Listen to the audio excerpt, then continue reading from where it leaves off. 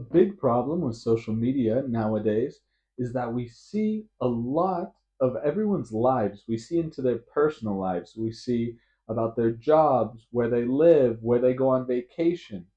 It's very difficult not to compare our lives to the lives of everyone else we see on social media. And I think it's a source of discontentment. I think it's a source of why a lot of people might feel upset about where they are in life and about the life that they have.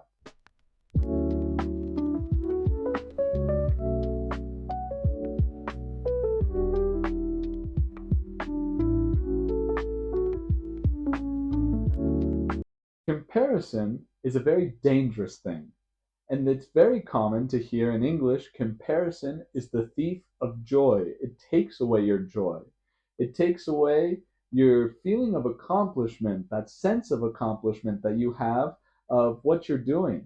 For example, you right here, you are accomplishing something right now. You're listening and you're receiving input in English, and this video is to a more advanced level. It's catering towards a more advanced level. And you understanding this, not even at 100%, even if it's 80, 90%, that's an accomplishment. English isn't your first language. You're working hard to learn the language. And because of that, you should feel proud. Now, when you go outside and you're using your English or you're speaking to other people that could be non native speakers, and maybe they have a higher level than you. Maybe they understand the language to a higher degree, they have more fluency while speaking, and they're able to utilize complex grammar structures, whatever it may be. And it's hard not to feel bad about yourself when you see these people. I know this firsthand because I experienced this as well with Spanish. Moving here, and I spent time with non native speakers from other countries around the world, and you realize, wow, some of them spoke much better than me. And I still feel that today. And that's normal because you don't know their background. You don't know how long they've been in contact with the language. Maybe one of their parents is a Spanish speaker, or maybe they went to school with other Spanish speakers and have been speaking it from a young age and have been in contact, having natural experiences with the language far longer than I have. It's completely possible. And unless you know that, there's no reason to compare yourself to that other person. Or maybe they have the exact same situation as me. Maybe they've been in contact with Spanish the same amount of hours. Maybe they have the exact same idea or whatever it might be. They have the exact same situation, and maybe they're just naturally more expressive. Maybe they're a little more extroverted, and for them it's a little easier to speak, or they maybe work at a job where they use Spanish 8 hours every day. You don't know. You don't know the situation. And even if the situation is the same and they have a higher level, that doesn't take away my accomplishment. It doesn't take away my ability to speak the language. And I hope you feel the same way. I don't want you to go out there, see someone that has a higher level of English than you, another non native speaker, and feel bad about it. Because there's many different factors that can go into this.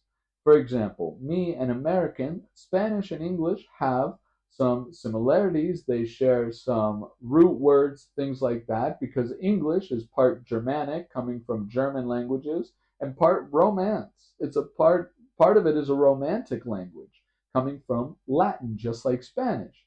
However, it's not a purely Romantic language, English. It's a blend, meaning that someone that comes from a Romantic language as their native language, such as a Portuguese speaker or someone that speaks Italian or even Romanian, will have an easier time learning and speaking the language than someone that comes from a that than someone that their native language is not a Romantic language.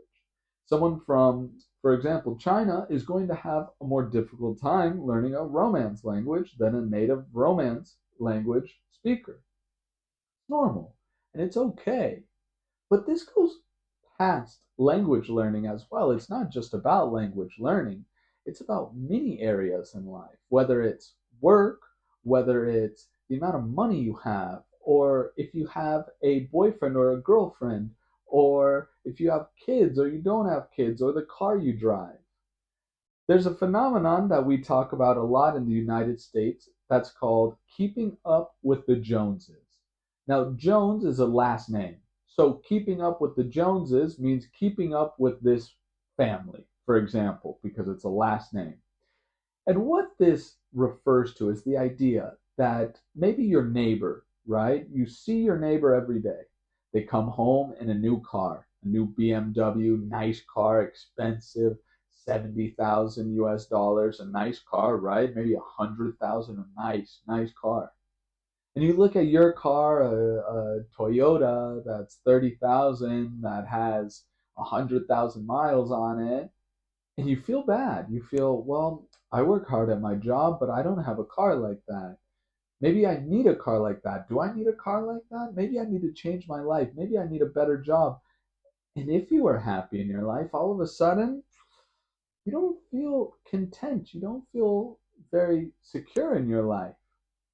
Or maybe you're talking to your neighbor when you go get the mail, and your neighbor, oh, next week we're going to Fiji for a week for vacation, and you're not going on vacation this year. And again, you feel bad about it, and you feel this is where keeping up with the Joneses comes in.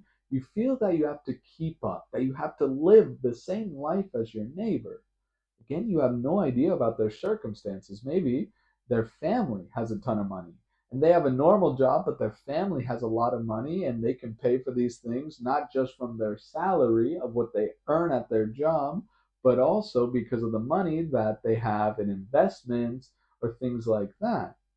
Everyone lives their own life. Everyone lives their own life and has their own circumstances, their own story behind it. So you shouldn't compare yourself to that person because you have no idea, and you should focus on the accomplishments that you have, on the things that you're doing, the things that make you happy. Maybe you have the passion to be a teacher. Well, being a teacher normally is not a very well paid job. There's a lot of benefits from other things, such as feeling accomplished, a nice sense of accomplishment, teaching people, interacting with students, whatever it might be like that. However, financially, it's not the best job. But that doesn't make your life any less valuable. It doesn't make your contribution to society any less valuable. The comparison that you're making only serves to normally make you feel worse. Now, I think there's a way to do it healthily, right? I think there's a way that you can compare without getting in that mindset of I'm doing poorly or I need to change my life because I'm failing, I'm behind. No. For example, if you are if you want to write a book, well, if you want to write a book, you need to read a lot of books. You need to read good books written by authors with a lot of talent that have worked very hard. Not to compare your writing to theirs, but to understand why is their book successful. Understand, break it apart and realize, this is how the story works. This is why they wrote this part. That's a great use of comparison.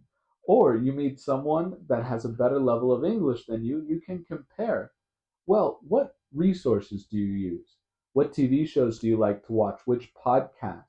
What books helped you a lot in English to get great content, right? To get good input, to receive great input because of that.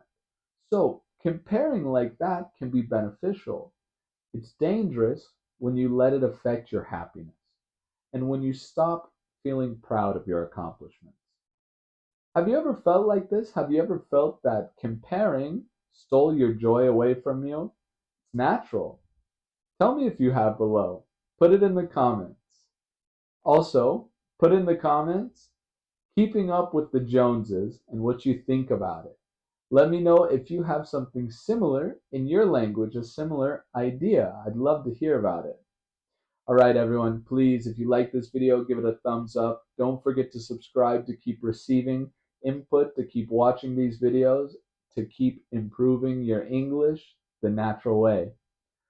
Have a good day, good week, good weekend, whenever you're watching it, and we'll see each other in the next one. Bye.